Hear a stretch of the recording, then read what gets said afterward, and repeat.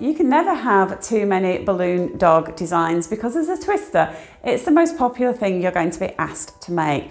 And I'm just going to be using one 260 modelling balloon. Inflate your balloon to a tail of about 4 fingers. Let a little bit of air out just to soften and tie. And make a small bubble of about 3 fingers. We're going to make a loop just by bending the balloon over, and we're going to make a loop of a little more than 2 fingers. Okay, just twist that loop. Okay, and make another loop to match this one.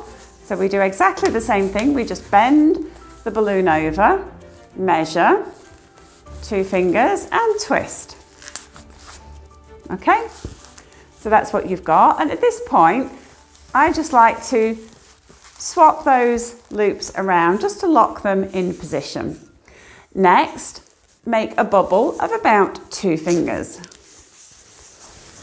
Okay, followed by another small loop.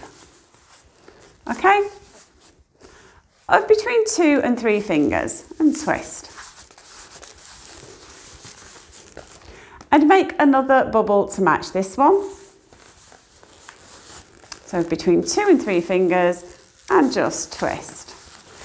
As before, take those 2 loops and just wrap them around one another. So this is what you've got so far. If you're fully inflated, as I am, just give your balloon a bit of a squeeze and a stretch. That's just going to help soften the balloon. And then make a bubble of about 3 inches, followed by a small loop of 2 to 3 fingers and twist. And we just want to make one more small loop.